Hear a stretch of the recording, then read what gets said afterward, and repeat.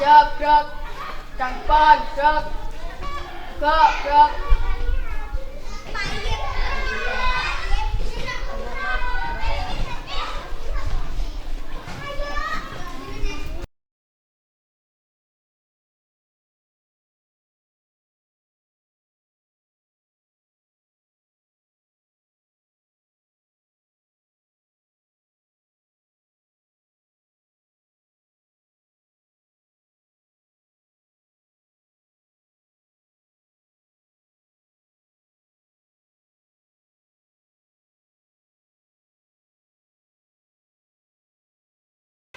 Assalamualaikum warahmatullahi wabarakatuh. Waalaikumsalam warahmatullahi wabarakatuh. Bagaimana kabarnya anak-anak kelas 5 hari ini? Sehat. Kalau Bu Guru tanya, bagaimana kabarnya anak-anak kelas 5 hari ini? Jawabnya, alhamdulillah, luar biasa, Allahu Akbar. Seperti itu ya. Bagaimana kabarnya anak-anak kelas 5 hari ini? Alhamdulillah, luar biasa, Allahu Akbar. Siapa yang hari ini tidak masuk? Masuk semua? Nah, sekarang saya cek kebersihan dulu. Kelasnya sudah bersih? Sudah ya, sudah disapu ya? Ya. Kenapa setiap sebelum memulai pembelajaran, Bu Guru selalu menanyakan kebersihan? Karena anadzofatu minal iman. Kebersihan itu sebagian dari iman.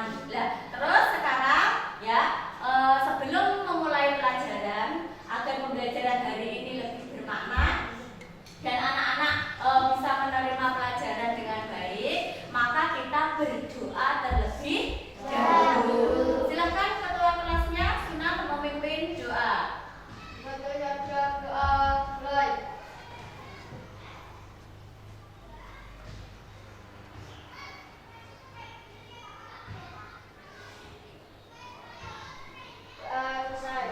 Sekarang Ibu absen dulu ya.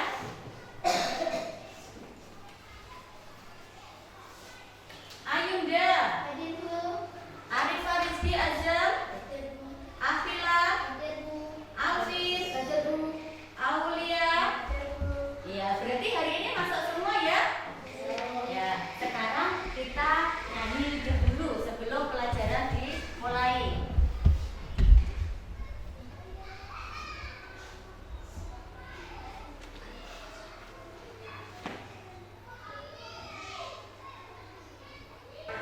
Takut gigi palsu lepas makan? Gak usah khawatir, Polident perekat gigi palsu membuat gigi palsu menempel di garu.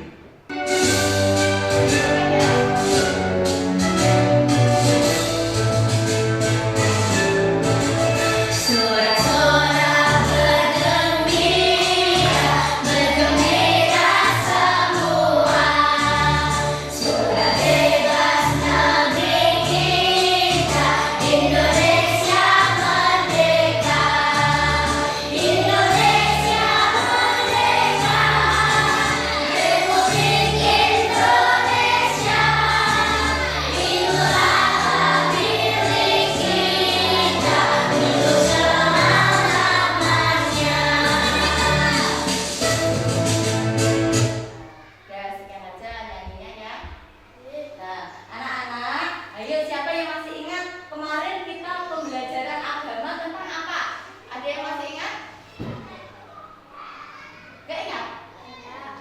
Kemarin kita sudah belajar tentang hidup lapang dengan berbagi. Hidup lapang dengan berbagi. Nah, hari ini kita belajar tentang keteladanan dan perjuangan Rasulullah Shallallahu Alaihi Wasallam. Nah, anak-anak, agar anak-anak tahu ya lebih paham, hari ini Ibu akan membacakan atau menyampaikan tujuan pembelajaran hari ini. Tujuan pembelajaran hari ini apa? Nanti ya, dengan menggunakan metode pembelajaran problem based learning, diskusi dan tanya jawab. Hari ini kita belajar tujuannya yaitu yang pertama agar anak-anak mengetahui sebab-sebab terjadinya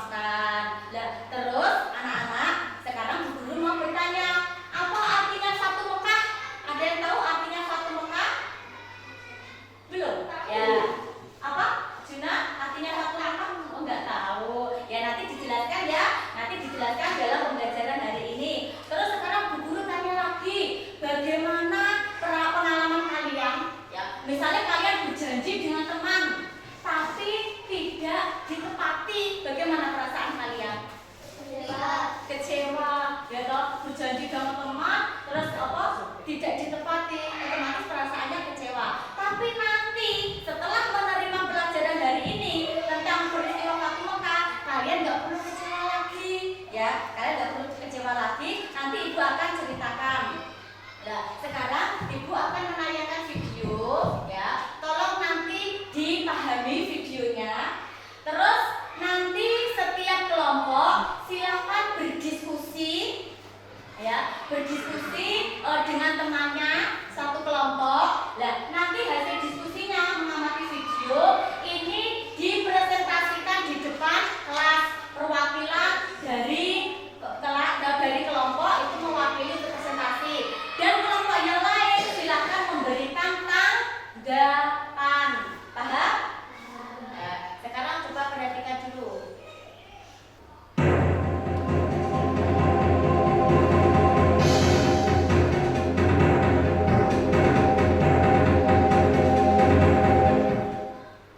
Fathu Mekah, pembebasan kota Mekah.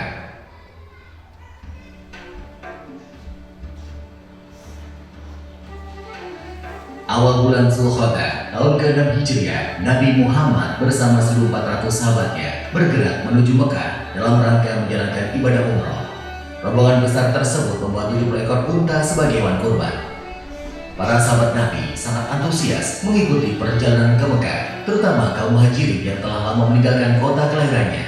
Namun, perjalanan mereka terhenti di wilayah Hudaybiyah, 22 km arah barat kota Mekah. Di Hudaybiyah, beberapa orang Quraisy bertanya tentang keperluan rombongan Nabi datang ke Mekah.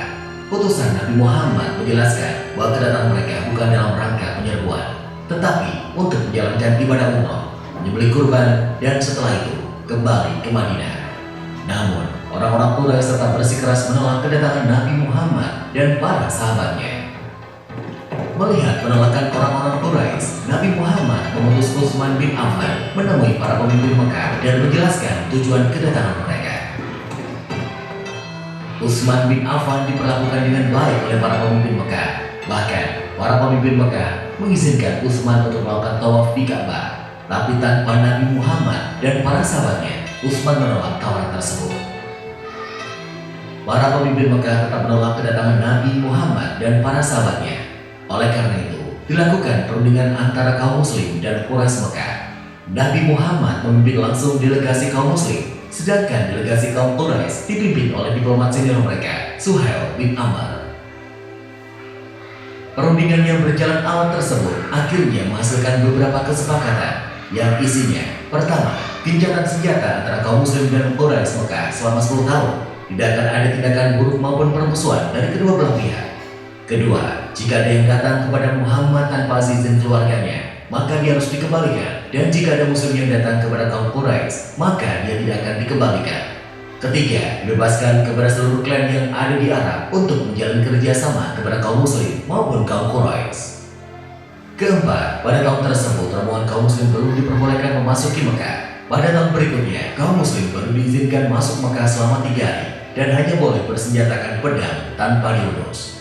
Kelima, perjanjian antara kaum muslim dan Quraisy Mekah didasari ketulusan dan kesediaan untuk melaksanakannya tanpa penipuan dan penyelewengan. Kesepakatan yang dikenal sebagai perjanjian Hudaybiyah tersebut dibuat rangkap 2, masing-masing untuk kaum muslim dan kaum Quraisy Mekah. Isi perjanjian yang dianggap merugikan pihak muslim itu membuat para sahabat keberatan. Namun, Nabi Muhammad berhasil meyakinkan para sahabatnya bahwa perjanjian tersebut sebenarnya sangat menguntungkan kaum muslimin. Setelah sekitar 20 hari berada di Hudaybiyah, Nabi Muhammad dan para sahabatnya kembali ke Madinah. Dalam perkembangannya, seperti yang tercantum dalam isi perjanjian, 2 suku yang saling berperang, yaitu suku Khuza'ah dan suku Bakar, menjatuhkan pilihan mereka. Suku Khuza'ah bergabung ke kaum muslim, sedangkan suku Bakar bergabung ke Quraisy. Mengikuti isi perjanjian Hudaybiyah, suku Khuza'ah dan suku Bakar juga melakukan gencatan senjata. Meskipun sepintas perjanjian Hudaybiyah merugikan kaum muslim, namun secara diplomasi, Nabi Muhammad meraih kemenangan politik melalui perjanjian tersebut.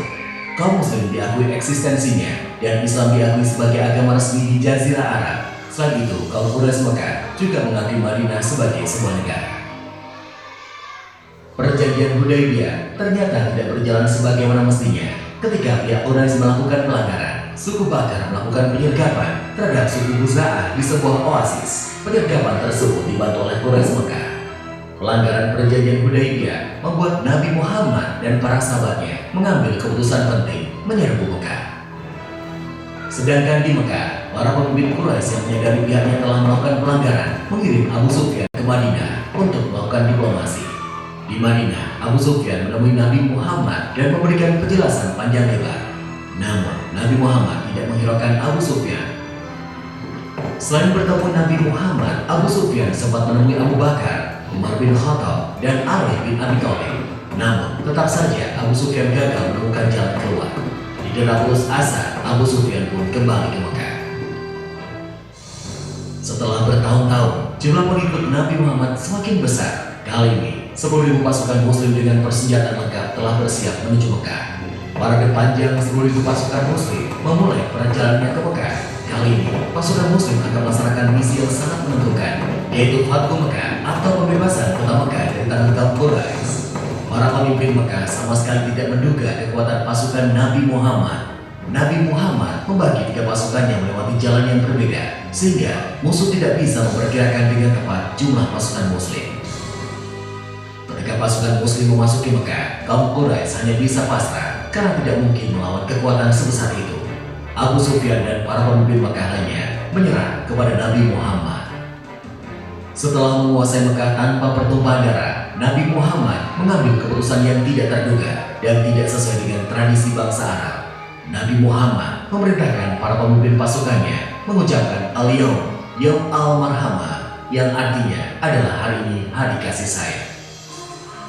Nabi Muhammad mengampuni semua penduduk Mekah dan melarang pasukannya melakukan pertumpahan darah.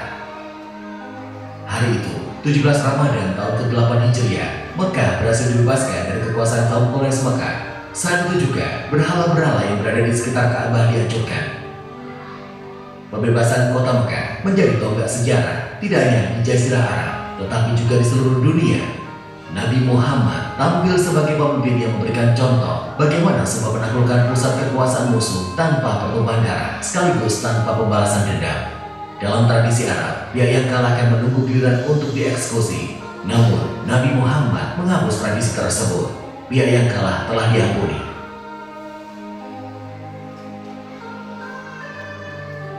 Setelah Ka'bah dibersihkan dari berbagai jenis berhala, Bilal pun diperintahkan Nabi untuk mengumandangkan azan. Demikian ya anak-anak, ini peristiwa Fathu Mekah.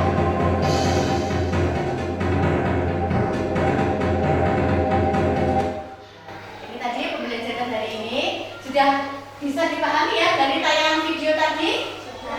Ya. Terus nanti ibu akan membagikan tugas, membagikan kertas. Nanti silahkan diskusi satu kelompok ya, saya bagi satu. Silahkan diskusi dengan teman satu kelompoknya tentang tayangan video tadi ya. Terus nanti perwakilan dari salah satu kelompok silahkan berdiri di depan untuk mempresentasikan hasil diskusinya. Dan kelompok yang lain memberikan tanggapan. Silahkan dikeluarkan alat tulisnya dan silahkan ditulis di situ ya kertas itu. Ibu beri waktu 1 menit untuk mendiskusikan dari tayangan video tadi. Silahkan Suna untuk membacakan hasil diskusinya. Oh ya Dika boleh untuk membacakan hasil diskusinya di depan kelas. Yang keras ya Dika. Fathu Mekah adalah pembebasan kota Mekah. Fathu Mekah adalah peristiwa besar dalam sejarah Islam yang terjadi pada awal bulan Dzulqa'dah tahun 6 Hijriah. Peristiwa ini menandai kemenangan besar dari umat Islam tanpa terjadi pertumpahan darah. Latar belakang peristiwa Fathu Mekah adalah kaum kafir Quraisy melanggar perjanjian Hudaybiyah sebab terjadinya peristiwa Fathu Mekah. 1.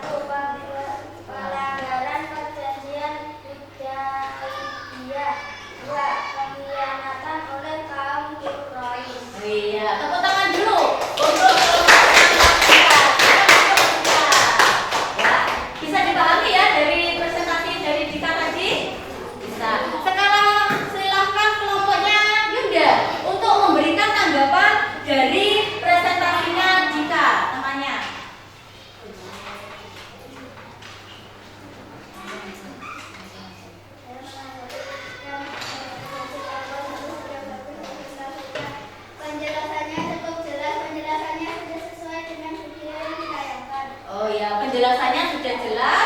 penjelasannya sudah sesuai dengan video yang ditayangkan. Sesuai apa tidak tadi yang dijelaskan sama Dika dengan video? Ya, tepuk tangan untuk Yunda. Terima kasih ya. Presentasinya sudah ya, anak-anak sudah. Terus sekarang untuk tugas berikutnya, untuk tugas selanjutnya, anak-anak saya beri soal. Ya, silahkan dikerjakan di buku tulis kalian masing-masing. Ya, saya ditunggu hari ini ya. Tidak untuk PR, tapi dikerjakan hari ini. Ini saya beri soal satu-satu.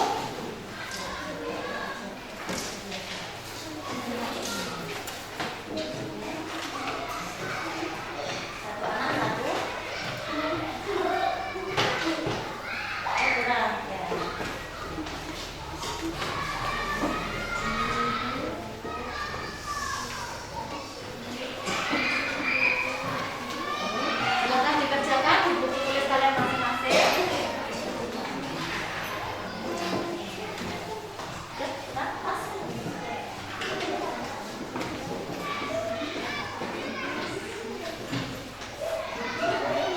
Beri waktu 5 menit. Ibu beri waktu 5 menit. Silakan dikerjakan.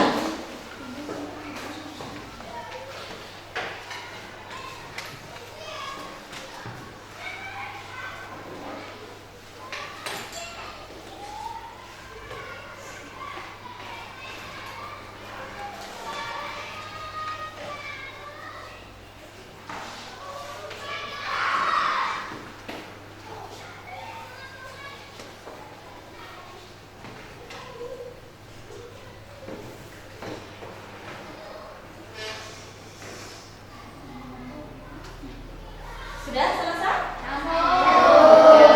Ya. Sekarang diberi nama ya, jangan lupa bukunya diberi nama, terus dikumpulkan. Perwakilan aja, satu kelompok jadikan satu, maju ke depan. Misalnya kelompok ini yang maju, Randy dikumpulkan. Jadi satu temannya, terus ini Akila, jadi satu, silakan Akila yang mengumpulkan.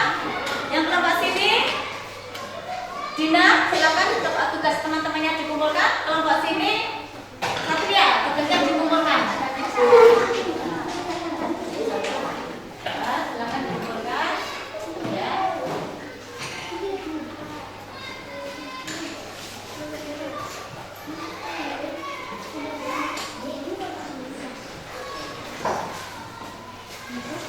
Ada yang belum? Ayo, sudah. Baru 2 kelompok. Yang 2 kelompok.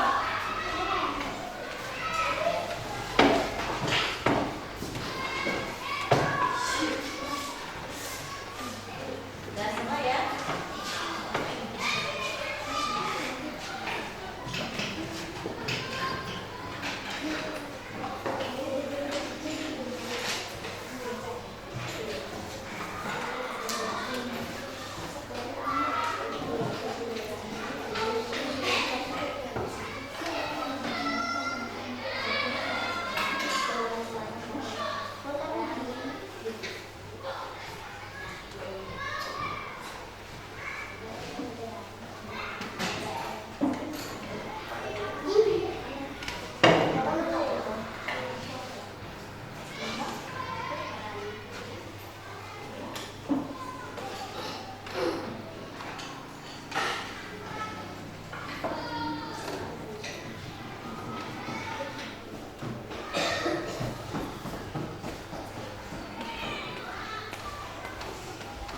Ya, ini sudah Ibu nilai semuanya. Ini saya bagi lagi.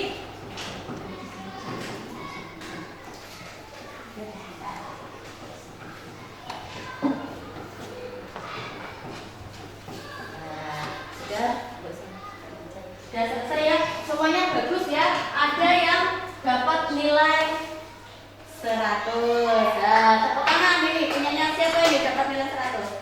Linda dapat nilai 100. Terus ini ada temanmu. Ini ayah siapa ini? Ini dapat 80. Nah, tepuk tangan ya. Juga ada yang 90. Semuanya bagus-bagus, sudah di atas rata-rata semua ya. Terus, nah anak-anak berarti sudah paham ya tentang pembelajaran hari ini? Ya. Terus sekarang ya Ibu harapkan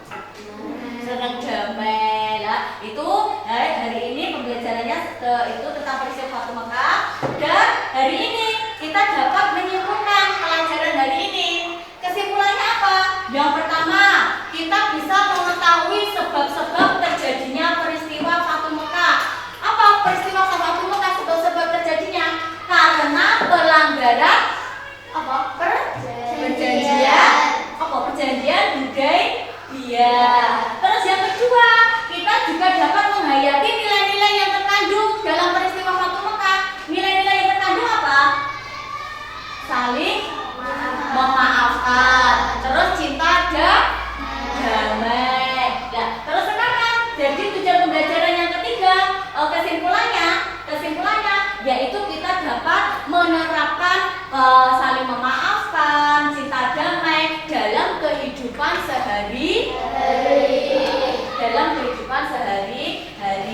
Terus kemudian, ya sekarang bagaimana anak-anak pembelajaran hari ini? Menyenangkan apa tidak? Dengan menggunakan metode problem based learning tadi, diskusi ya, terus kita memecahkan masalah, anak-anak senang apa tidak? Berarti anak-anak sudah memahami tentang keteladanan dan perjuangan dari Rasulullah yang kita pelajari hari ini. Terus selanjutnya, Ibu sarankan anak-anak mencari dari sumber internet lain atau dari media lain yang menayangkan atau menceritakan tentang keteladanan Nabi Muhammad. Agar apa? Agar anak-anak lebih memahami. Nah, terus untuk minggu depan kita ulangan harian ya. Nah, di rumah belajar, jangan bermain aja. Minggu depan kita ulangan harian. Terus anak-anak, karena kita sudah selesai melaksanakan pembelajaran hari ini ya, agar pembelajaran lebih bermakna, maka kita terlebih dahulu berdoa agar pembelajarannya lebih berkah dan lebih bermanfaat. Silakan ketua kelasnya Sunan untuk memimpin doa. Baca syahadat mulai.